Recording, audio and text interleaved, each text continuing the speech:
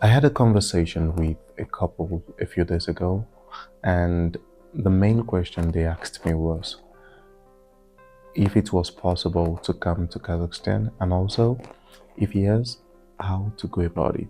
And in this video, I'm going to tell you everything I told them, and maybe I hope this, in a way, answers a lot of questions I have gotten in my DM and a lot of things. Let's get started. Okay, first of all, the main answer I give to them is that Kazakhstan is a totally different country from other European countries. And what this means is that although it's a fast rising country, you should also understand that Kazakhstan is a developing country. And a lot of immigration laws, a lot of laws keep changing. Okay, the laws we had 2 or 3 years ago. Oh, I said we. The laws we had 2 or 3 years ago in Kazakhstan, they're totally different from what is currently going on here. And that is one thing that is completely unreliable about Kazakhstan's immigration policy. They change their policies. Of course, we have countries in Europe that go through that also, right? If you look at the UK, they've been debating to cut student visas and other things like that. So it's not just Kazakhstan, but it's extremely volatile here because in other countries, especially in developed countries, extremely developed countries, it makes the news, right? Here, as somebody trying to come in or as somebody already in, it's hard for you to follow the news because number one, you might not even understand the language. Okay, it's in Russian and Kazakh, so you might not understand, which I am not saying it's the country's fault. It's probably your fault if you don't speak the language. But what I'm trying to say is that it's hard to follow, it's difficult to understand unless you try to intentionally keep yourself up to date with the laws of the land. Now, that's just one big part of Kazakhstan. Now, let me start with the good. The good side of moving to Kazakhstan is that it depends on where you're coming from. The weather is extremely cold. That's not the good side, but I'm just trying to make you understand that the good side is definitely that it's hospitable, it's cheaper compared to other European countries. People in Kazakhstan are extra. Okay, I have a video about racism I would like to make, but people in Kazakhstan are nice overall, a bit shy, but overall nice. And in terms of the economy, it's fast growing. Yeah, it's growing rapidly. Kazakhstan 6 or 7 years ago is totally different from the one we are in here. So I moved into Kazakhstan about 6 or 7 years ago. So I can say something. I have noticed some things also, right? Inflation, a lot of things. I have noticed that in Kazakhstan.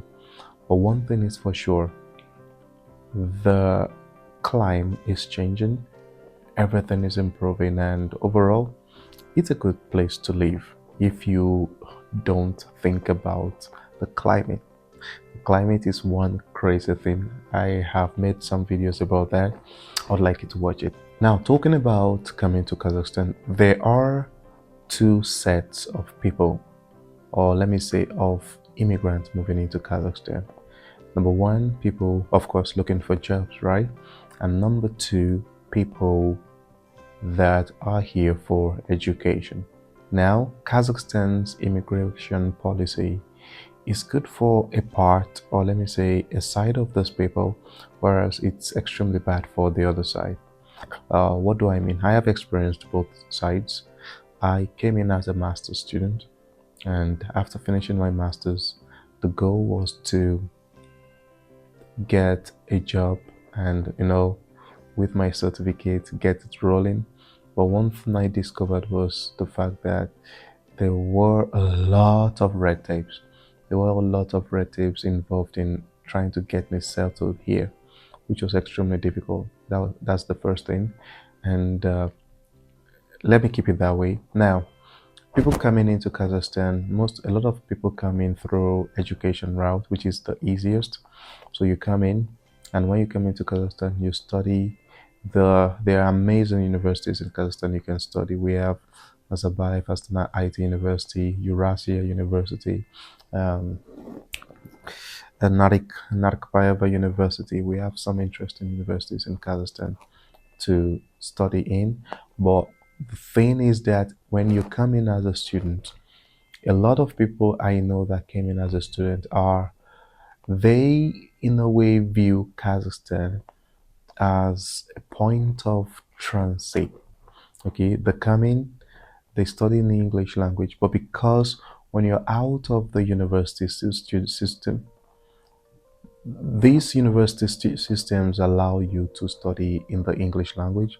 So by the time you're out of the system, it's hard for you to blend with the workforce or the labor market because you need English or Kazakh to work in Kazakhstan.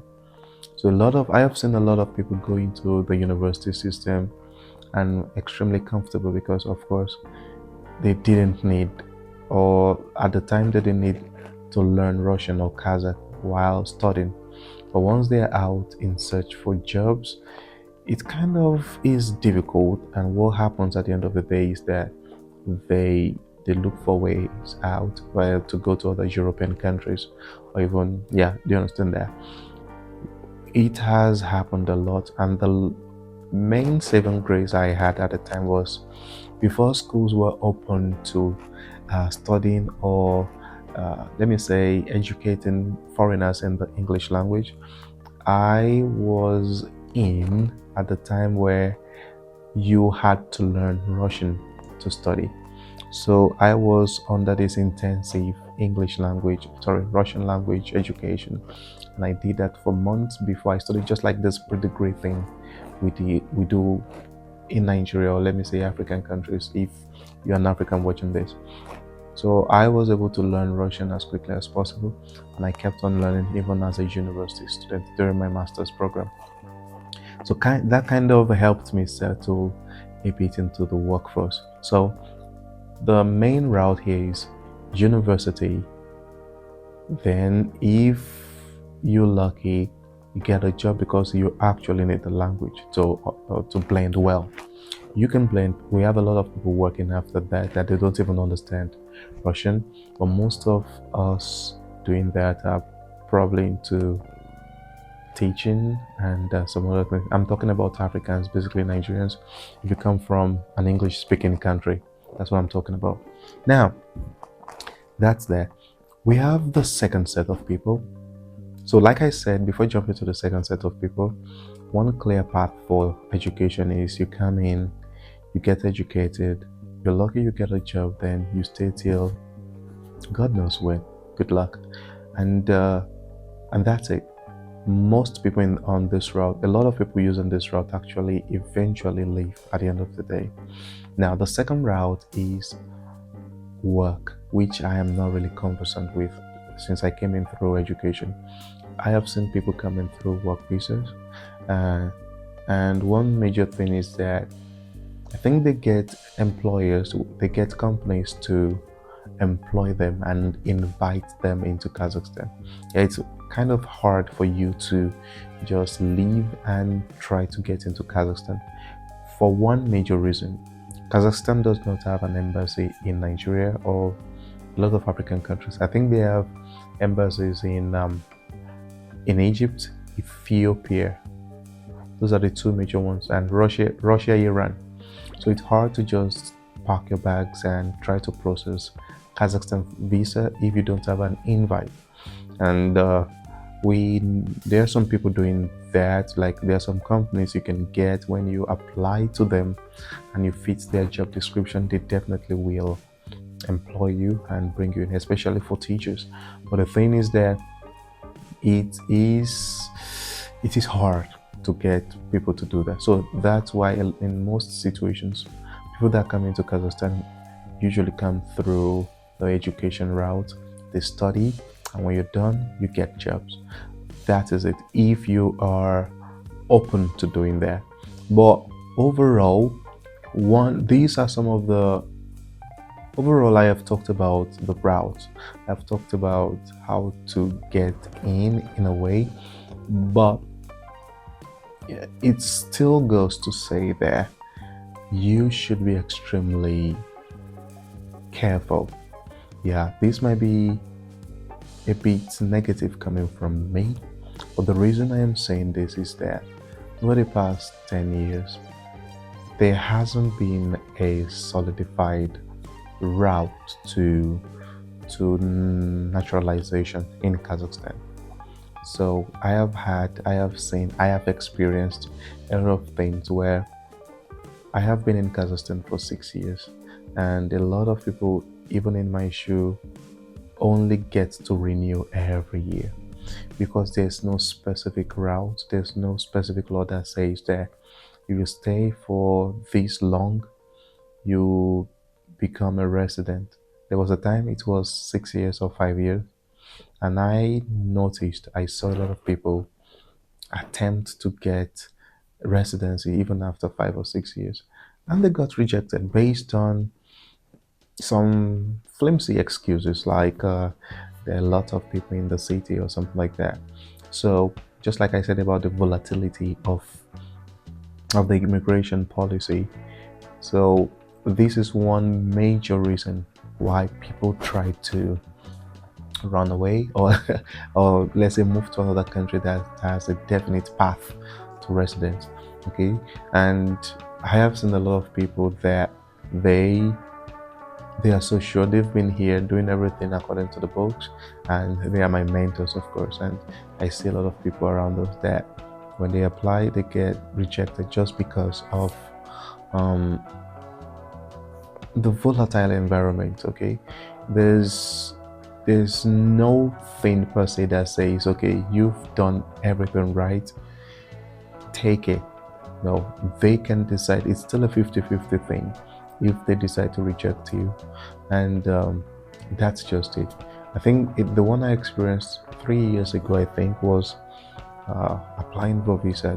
Back then, the rule was to apply a month, no, 2 weeks to your visa expiry, right? Which I had always done for 3-4 years prior to that. But the time I applied again, like, okay, normal as usual, right? Let's apply. And they said, oh no, the rule had changed to 1 month before expiry.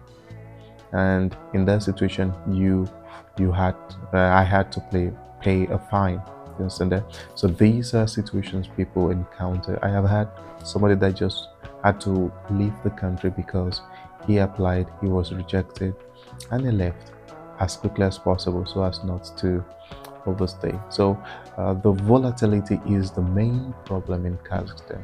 Okay, it's the hardest thing is getting stuck. The hardest thing is getting stuck, but so you've got to be extremely careful when you're thinking about your options and concentrating moving into Kazakhstan. Overall, it's an amazing place. Okay, in terms of getting things done, when you know what you're doing, if you know what you're doing, if you see this as a place to transit into other countries, it's amazing. Yeah, overall, that's what I have to say. If other things come to mind, I am definitely going to answer your questions in the comment section. I apologize for speaking this slowly. I have people sleeping in the in the other room there, so I do not want to wake them up. Thank you, and catch you on the next one. Goodbye.